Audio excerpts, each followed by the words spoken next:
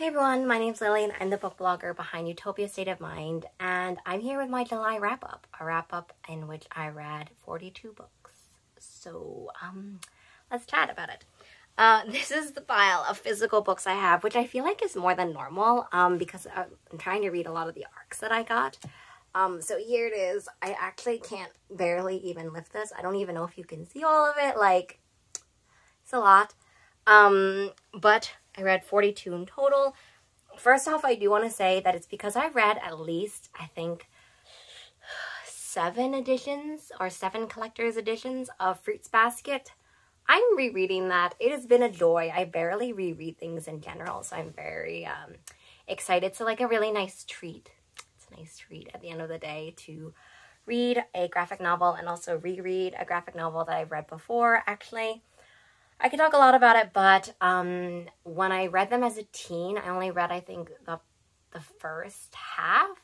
So half of it has been a reread. Also, half of it has been new. So that has been really cool. But anyway, let me just talk about the things that I loved about July. As I said, I read 42 books. 83% of those books had BIPOC main characters, which makes me very happy. And 24% of them had queer main characters, so less than my target, which is 33, but I don't count also side characters. I only count main characters. So I'm trying to up that for next month, but I still had a lot that I really loved. Let's see, how many favorites do I have? I'm looking at my computer screen right now. 2, 4. I had 10 favorites, and they were really good favorites. So let me just start off. I'm going to go from the bottom of my list to the top. And normally, I do top to bottom, but you know what? Let's spice it up. Also, by the way, I did post my mid-year favorites both on YouTube, on my blog, and on TikTok. I've been doing a whole series where I do mid-year favorites in case you're interested in that. Don't know if you can hear the birds in the background. Sorry about that. So I did a whole series about those. I will link what I can below in case you're interested. And yeah, I'm going to go bottom to top here. The first is my only YA fantasy read, which was The King Will Kill You. This is the series ender in the land of something. Basically, it's the princess will save you, the queen will betray you, and the king will kill you. So I've really loved Sarah Henning's Princess Bride retelling series. The King will... It's hard to do series reviews. I have 2 of them, and it will be actually the next one that I'm also talking about. I can't say very much about it, except I'm very deeply emotionally invested, and this finale was fantastic in the way that Henning has been able to kind of wrap everything up. The politics in this one were, like, really great, and it was really great to see their story end, really. The next is the Oleander Sword. This is book 2 of 3 of the Burning Kingdom, I think is the name of it. Basically, it's the Jasmine Throne, the Oleander Sword. This is the only other series that I have, or series... Yeah, it's not a series ender because there's a third one.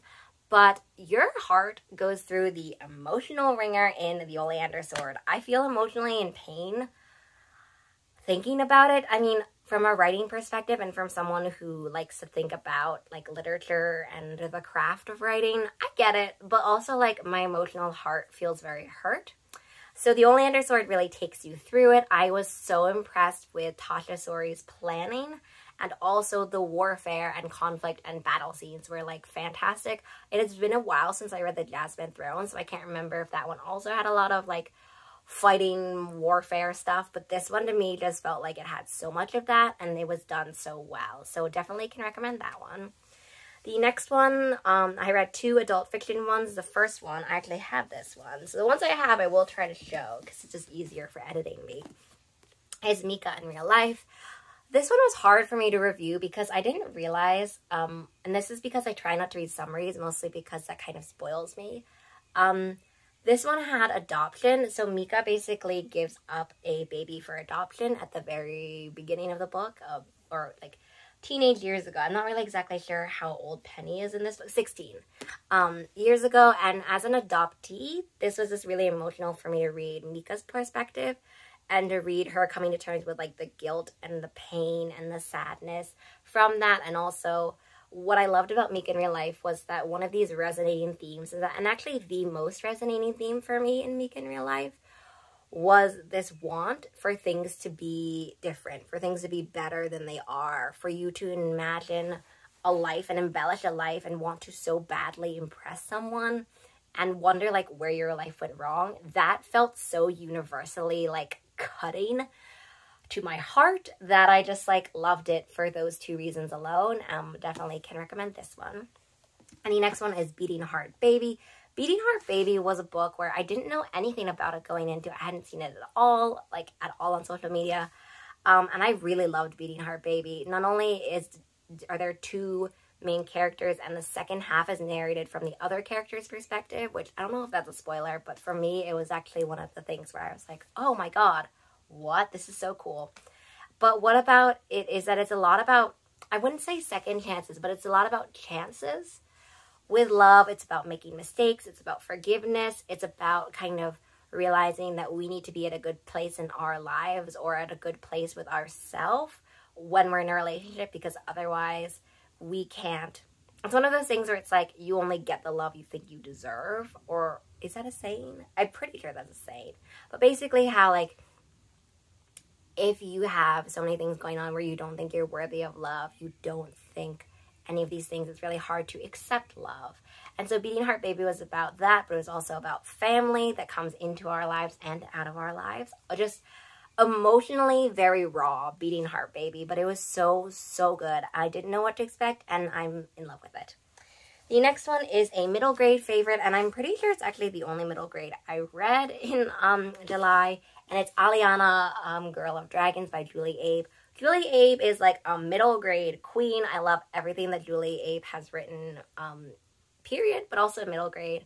And so Aliana, or Aliana, I'm not sure how you pronounce that, but it's a Cinderella retelling meets also dragons. So I loved that one, but I loved how Julie takes this one and kind of transforms it.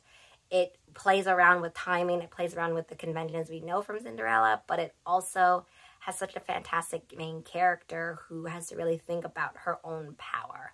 And to be honest, I'm not a huge fan of Cinderella, but I really enjoyed how this one tackles it and how this one thinks about the characters as well. So all in all, loved it. This is a middle grade gem right here and cannot more highly recommend this book. It's also out, so you can pick it up now.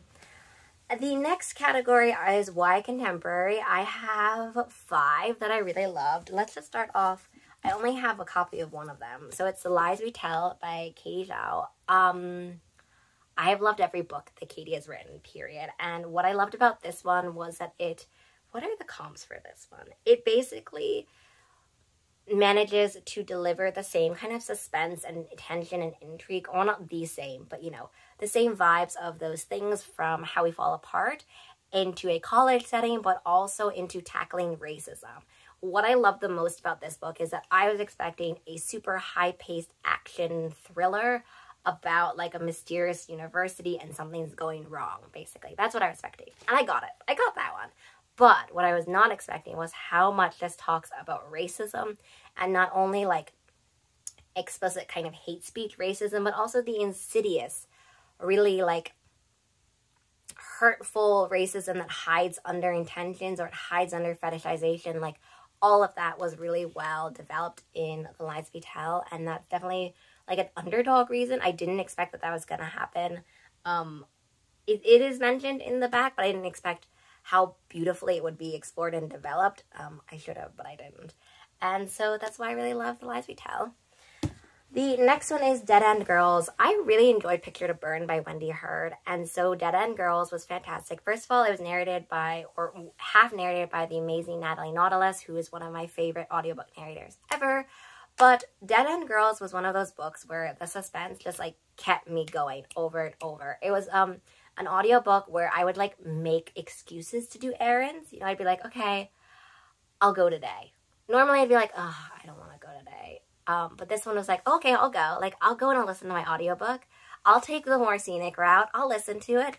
And so Dead End Girls not only is a queer thriller, what I love so much is that the characters really bloom and develop before your eyes. But also, like, I wanted to know what was going to happen. I loved the action that kind of pulls you through Dead End Girls. And I think part of why I felt that it was so great was the narration. So can't uncouple those in my mind.